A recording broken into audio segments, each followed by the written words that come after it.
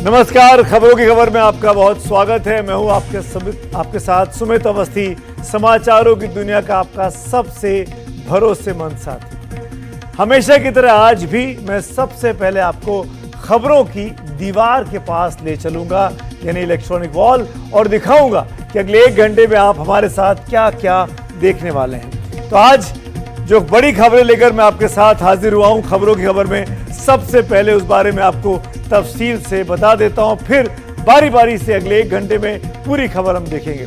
तो सबसे पहली खबर अमेरिका के प्रेसिडेंट डोनाल्ड ट्रंप के बारे में है, जिसे हमने नाम दिया है कुल्हाड़ी पर ट्रंप का पैर। ये एक भारतीय मुहावरा है। खबरों की खबर में ट्रंप के लिए इसका वाक्य प्रयोग करेंगे और जानेंगे कि क्या भारत और अमेरिका के रिश्ते हमेशा हमेशा के लिए खत्म हो चुके हैं। उसके बाद हमारी अगली खबर होगी बादल और नदियों की किलर कंपनी की। आज आपको पता चलेगा कि बादलों ने नदियों के साथ मिलकर उत्तर पश्चिम भारत में कितने लोगों को अब तक मार दिया है। सतलज, रावी, व्यास, यमुना ने कितने घर गिरा दिए हैं, एक्स्ट्रा पानी बरसा है। नदियों ने कितने हजार करोड़ का अब तक नुकसान कर दिया है। बाढ़ ने कितनों को घरों को तबाह कर दिया है, न जाने कितनों का कत्ल कर दिया है।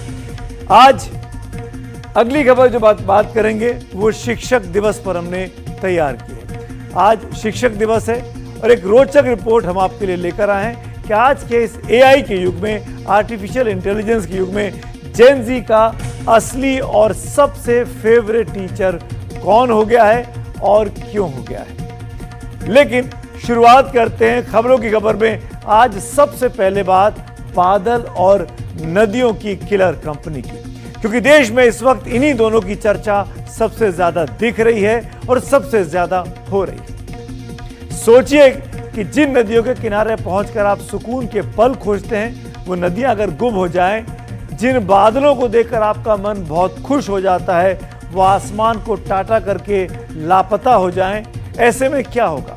ऐसे में ना हरियाली होगी, ना फसलें होंगी, ना जिंदगी होगी, क्योंकि नदियां बादलों को पानी देती हैं। बादल बरसात की शक्ल में धरती को पानी लौटा देता है। यही पानी धरती को जीवन देता है, लेकिन तभी तक जब तक बादल और नदियां मनमानी ना करें, क्योंकि जब ये दोनों मिलकर मनमानी पर उतारू हो जाएं, तो ऐसी किलर कंपनी तैयार होती है जो विनाश का कारण बन जाती है। इस बार बादलों के साथ मिलकर 4 नदियों, सतलुज, ब्यास, रावी और यमुना ने ऐसी ही किलर कंपनी तैयार की है, जो 4 राज्यों हिमाचल प्रदेश, पंजाब, दिल्ली और उत्तर प्रदेश के सिर पर इस वक्त मौत बनकर मंडरा रही है।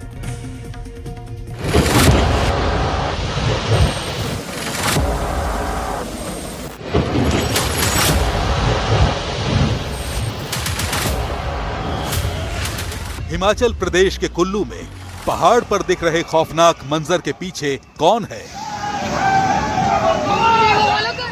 कुल्लू पर कैसे हुआ बादल पानी का किलर अटैक?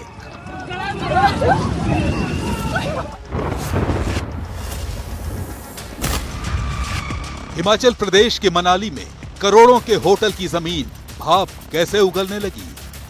क्या धरती के नीचे का सीक्रेट बॉयलर एक्टिव हो गया?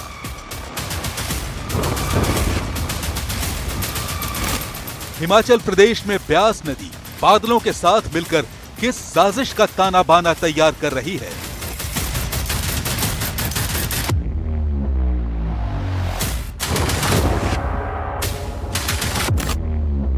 पंजाब में बुलंद इमारतों की बुनियाद कौन चबा रहा है? पंजाब में नदियों के उफान के पीछे किसका हाथ है? रावी के उफान ने कैसे बजाई पंजाब में महाविनाश की घंटी?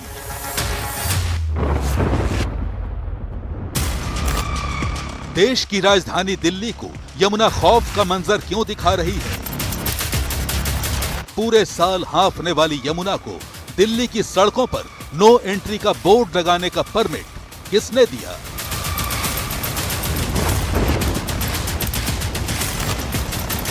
राधा रानी की नगरी वृंदावन में डूबते मंदिरों का गुनहगार कौन है?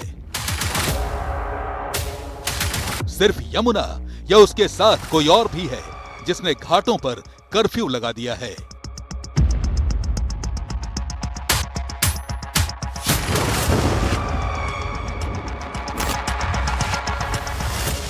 न शहर एक न सीने, एक है तो सिर्फ बादल और नदियां, जिनकी किलर कंपनी के कहर से आधा हिंदुस्तान पैरों के नीचे की जमीन तलाश रहा है। रही बात छत की, तो कई जगह वो पहले ही गायब हो चुकी है।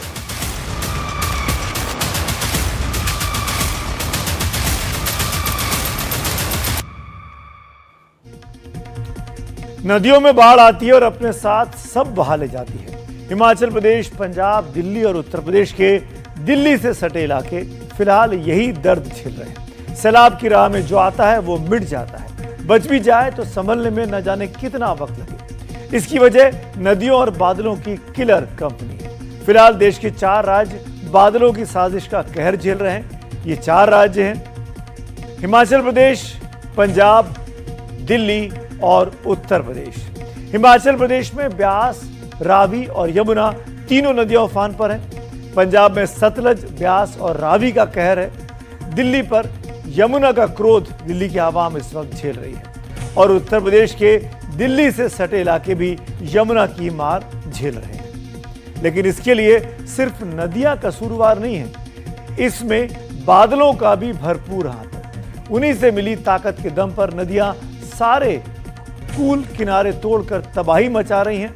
हम आपको पिछले 1 हफ्ते में हुई बरसात के कुछ आंकड़े दिखाते हैं, आप भी चौंक जाएंगे।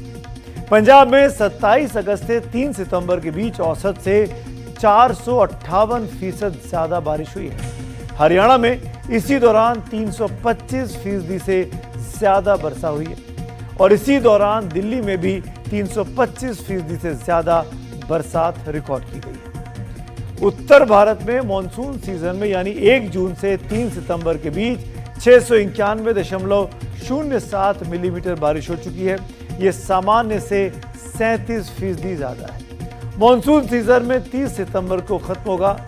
अब इस दौरान उत्तर भारत में अगर सामान्य बरसात होती भी रहे तो औसतन 750 मिलीमीटर बारिश हो जाएगी। मतलब इस बार उत्तर भारत में मॉनसूनी बारिश पिछले 50 साल का रिकॉर्ड तोड़ सकती है। ये बादलों का वो कहर है जिसकी मार हिमाचल प्रदेश पिछले 10 दिनों से लगातार झेल रहा है।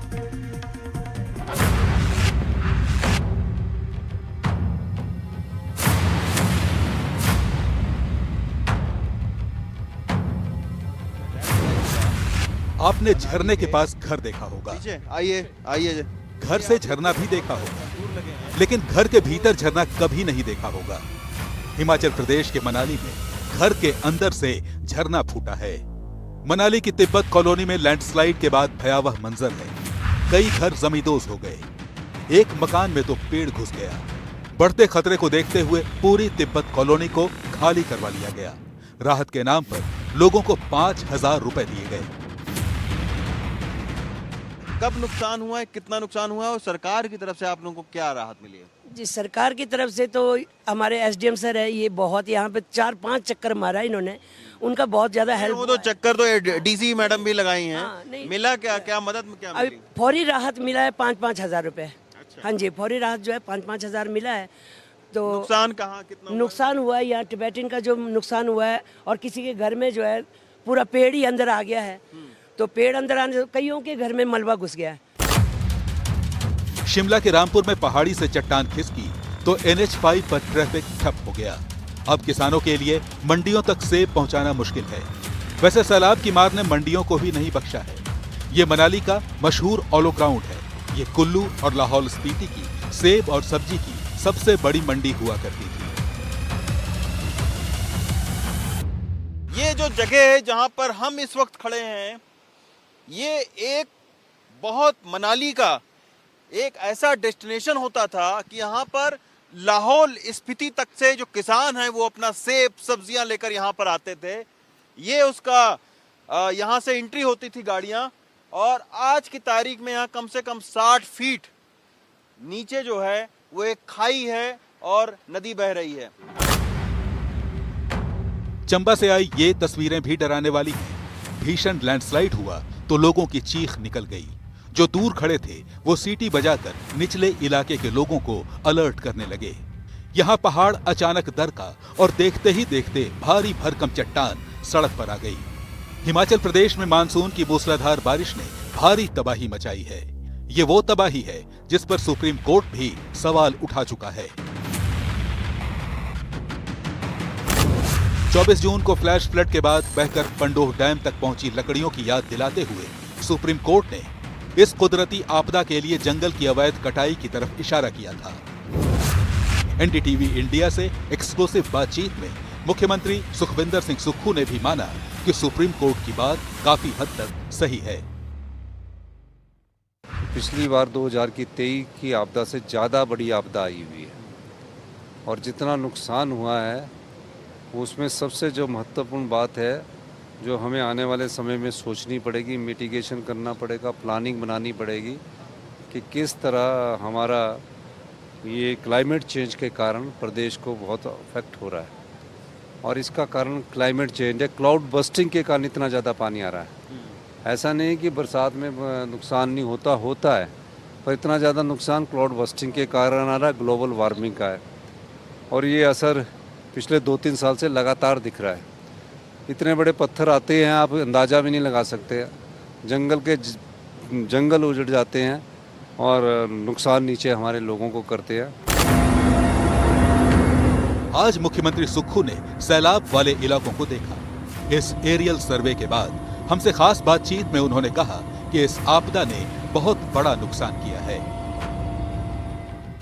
350 के करीब अभी हमारी जानें गई हैं और 5000 के करोड़ के करीब अभी संपत्ति का नुकसान का आंकलन है। इस नुकसान में हिमाचल प्रदेश की लाइफलाइन मानी जाने वाली वो 1600 से ज्यादा सड़कें भी हैं, जिन पर लैंडस्लाइड और बाढ़ की वजह से आवाजाही ठप है।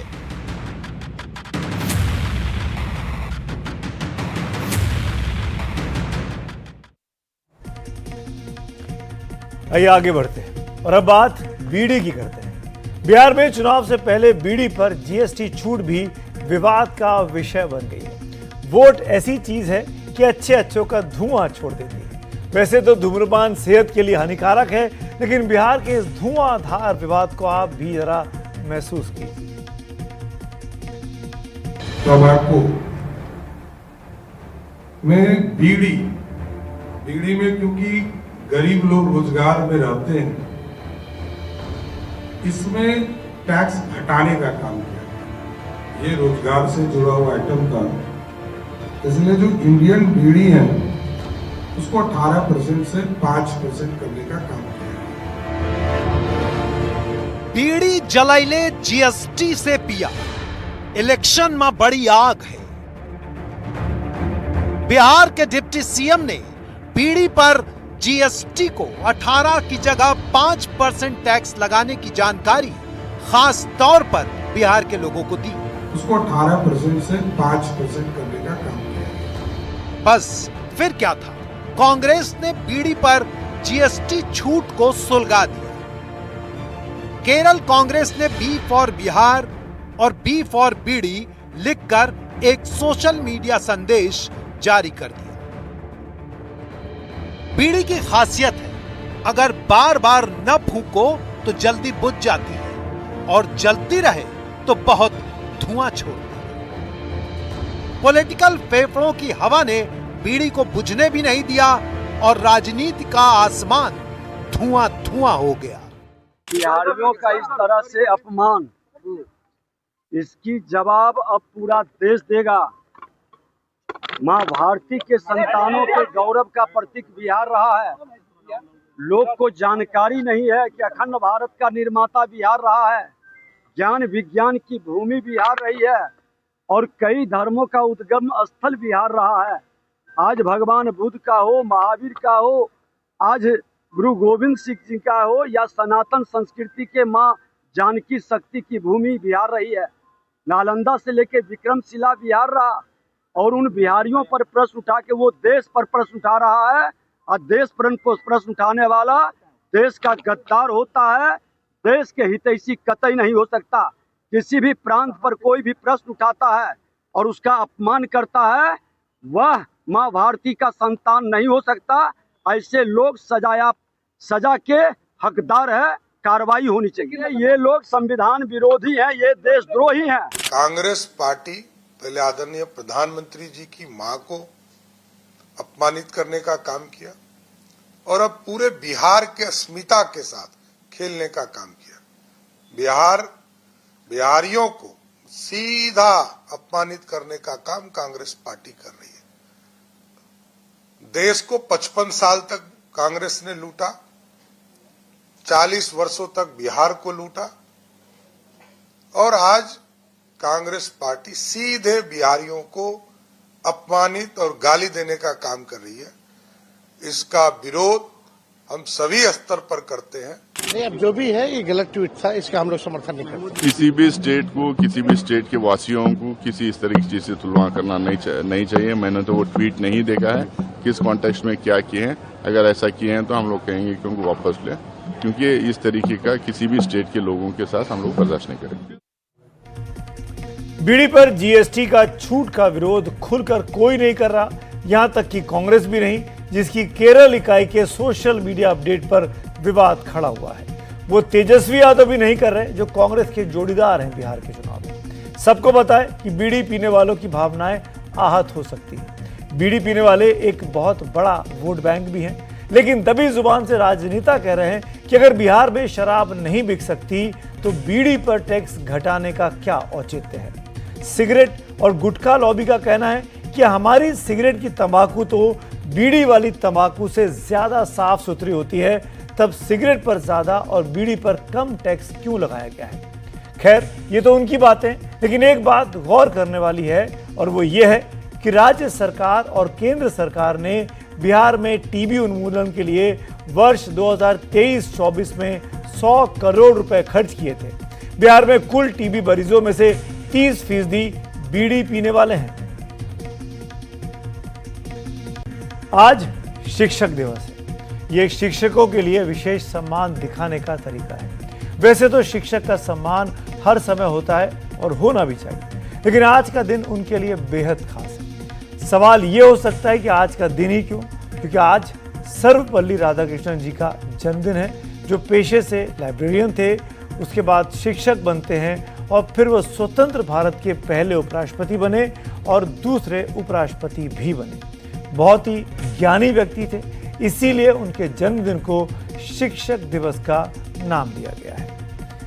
हमारे जीवन में ज्ञान और टीचर का अच्छा खासा महत्व है।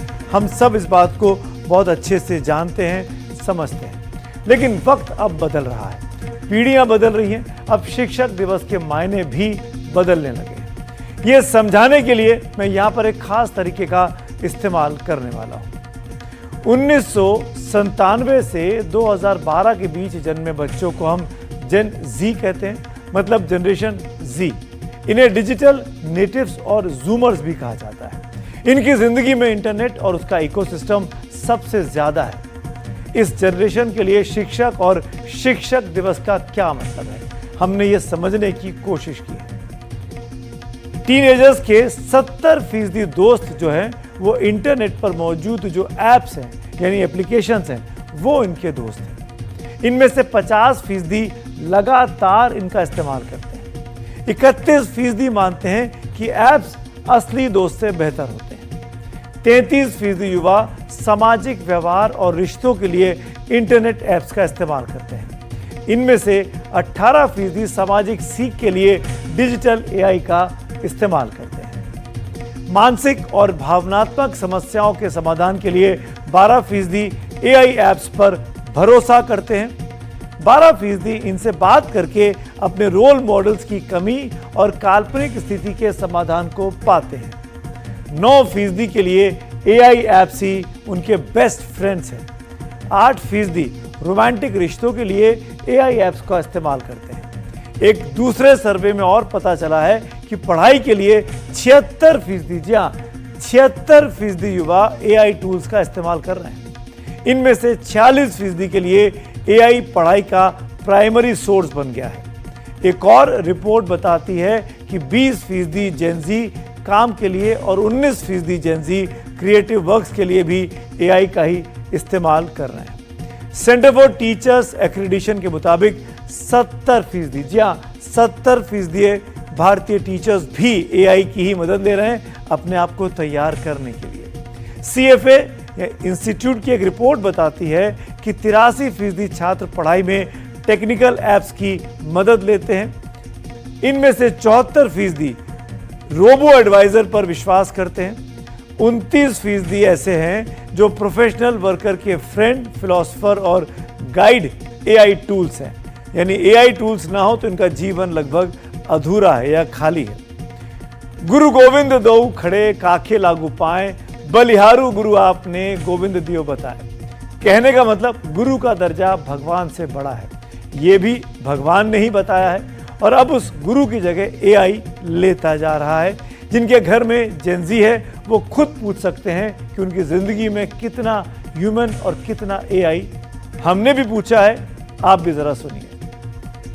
तो ऑलमोस्ट डेली ही उसका इस्तेमाल होता है। हर छोटी चीज़ के लिए चैट जीपीटी है, उसी का इस्तेमाल करता हूँ मैं। और पढ़ाई के लिए तो रेगुलर लगता ही है वो, उसमें वैसा उसका रहता है। तो बहुत ही इंपॉर्टेंट हो गया अब तो। एआई देखा जाए तो एक तरीके से वो बायस नहीं होता है, तो वो काफ़ी एक पॉजिटिव आपको रिव्यू देता है, रिप्लाई देता है, तो वो काफ़ी अच्छा होता है। जो डिप्रेशन वाले लोग होते हैं उनके लिए काफ़ी अच्छी चीज़ होती है कि वो पॉजिटिव आंसर्स देता है, तो वो अच्छी चीज़ है। मैंने तो अभी नहीं किया ऐसा कुछ, क्योंकि अपने इमोशंस को मुझे नहीं लगता किसी टेक्नोलॉजिकल मशीन को मैं बताना चाहूँगी।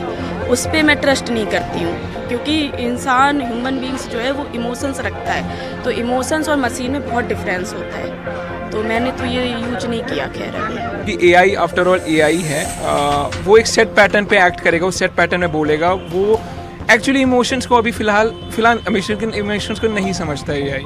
तो पेरेंट्स हैं, क्लोज वंस हैं जिनसे मैं अपनी बातें शेयर करता हूँ जब मन भर जाता है। ज़्यादातर मैं कोशिश करता हूँ कि चीज़ें अपने पर्सनल लेवल पे सॉल्व हो जाए तो बेटर है, लेकिन पेरेंट्स हैं उस चीज़ के लिए, परिवार है उस चीज़ के लिए। काफ़ी इन्फ्लुएंसर्स का काफ़ी प्रभाव पड़ता है हमारी ज़िंदगी में। लाइक जैसे इंस्टाग्राम आजकल सोशल मीडिया बहुत ज़्यादा इन्फ्लुएंस करती है लोगों को, तो उस तरह ज़्यादा इन्फ्लुएंस पड़ता है हमारी ज़िंदगी में। एआई जनरली ज़्यादातर तो टेक्निकली हमें ज़्यादा यूज़फुल रहता है, उस समय ज़्यादा यूज़फुल रहता है हमारे लिए। मेरे को तो नहीं लगता, मैं इतना भरोसा नहीं करता एआई पे। मैं अगर रिसर्च भी कर रहा होता हूँ तो एआई पढ़ने के बाद मैं जो ऑफिशियल साइट्स हैं मैं उसको भी चेक करता हूँ, तो इतना तो मैं एआई पे पूरा भरोसा नहीं करता। लोग डरते भी हैं कि अपने इमोशन किसी से शेयर करता हूँ तो ऐसा तो नहीं है कि वो मेरा मजाक उड़ाए। इस डर से भी लोग टेक्नोलॉजी चैट जीपीटी का यूज़ करते हैं, उनसे फ्रेंडली बात कर लेते हैं। जैसे आप चैट जीपीटी से अगर अपनी बातें डिस्कस करेंगे तो आपको लगेगा ही नहीं कि हम किसी और से या फिर अनजान लोग से बात कर रहे हैं। वो बिल्कुल आपके साथ फ्रेंडली होकर के बात करता है, तो कहीं ना कहीं हेल्पफुल तो है वो। एआई का यूज़ तो हम दिन भर में कई बार कर लेते हैं। अगर हमें कोई रेसिपी जानना हो, हम जब पढ़ाई कर रहे होते हैं तब हम उसका यूज़ कर लेते हैं। जैसे मैं डेवलपर हूँ तो मुझे कोडिंग के लिए भी यूज़ करना पड़ता है, तो मैं उसका यूज़ वहाँ पे भी कर लेता हूँ।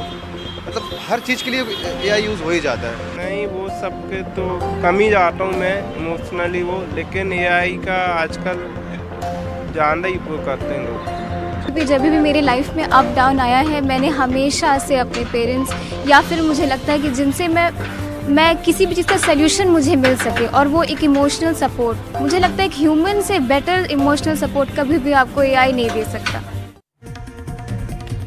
भविष्य में शिक्षक दिवस के दिन ज्यादा से ज्यादा लोगों का भरोसा इंसानी गुरु पर हो, ऐसी हमारी प्रार्थना है।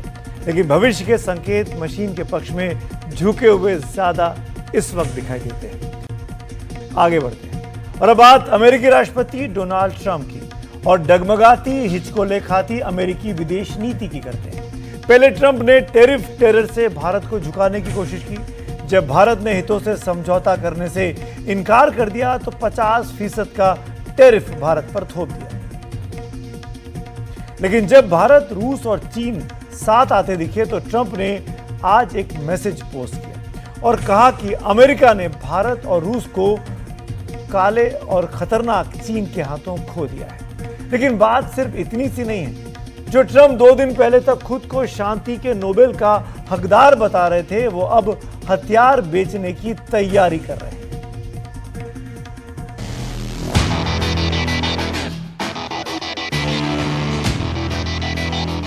ये तीनों तस्वीरें 3 अलग अलग शहरों और 3 अलग अलग मौकों की हैं। लेकिन इन तीनों में ट्रंप वो कॉमन फैक्टर है जो चीन के राष्ट्रपति शी जिनपिंग, रूस के राष्ट्रपति व्लादिमीर पुतिन और प्रधानमंत्री नरेंद्र मोदी यानी तीनों को बेस्ट फ्रेंड कहते थे और आज तीनों के खिलाफ टिप्पणी कर रहे हैं।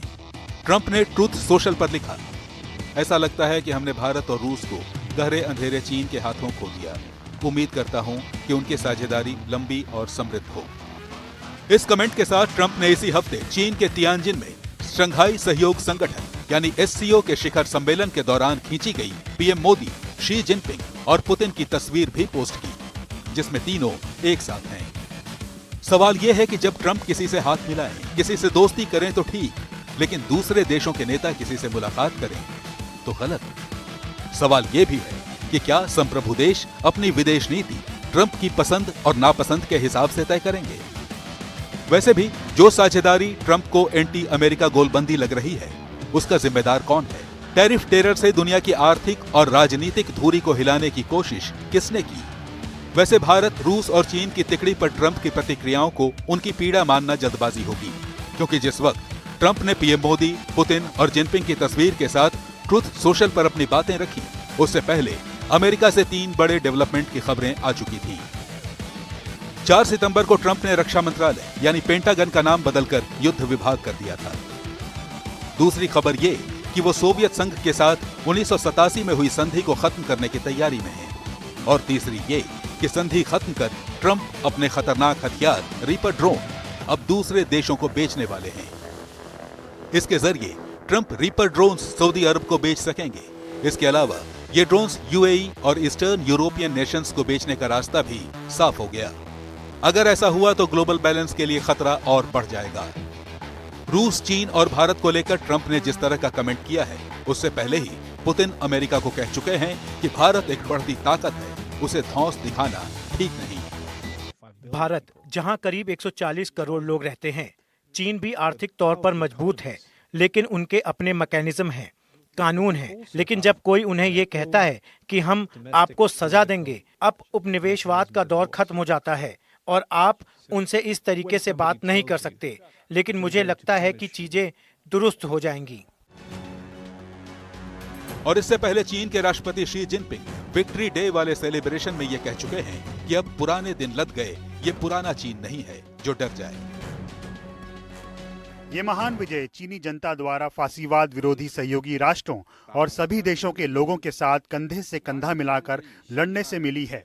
चीनी सरकार और चीनी जनता उन विदेशी सरकारों और अंतर्राष्ट्रीय मित्रों को कभी नहीं भूलेगी जिन्होंने चीनी जनता को आक्रमण का विरोध करने में समर्थन और सहायता प्रदान की। हम जनता की सेवा करते हैं। चीन मजबूत है, किसी से नहीं डरता है। भारत, चीन और रूस को एक साथ देखकर ट्रंप चाहे जो मैसेज देने की कोशिश कर रहे हों, भारत अपनी विदेश नीति पर कायम है। भारत और चीन के रिश्तों में अभी आपने देखा होगा कई एक मुलाकातें हुई हैं, लीडर लेवल पे हुई है। तियानजिन में लीडर माननीय प्रधानमंत्री की मुलाकात वहां के राष्ट्रपति शी जिनपिंग से हुई। मुलाकात के बाद हम लोगों ने एक प्रेस विज्ञप्ति जारी किया और काफी डिटेल में प्रेस विज्ञप्ति, उसमें हर मुद्दों पर बात रखी गई है। और जैसा कि उस प्रेस विज्ञप्ति में आप देखेंगे कि हम लोगों ने दोनों नेताओं ने इस बात का स्वागत किया है कि इस रिश्ते में एक पॉजिटिव मोमेंटम और स्टडी प्रोग्रेस बना।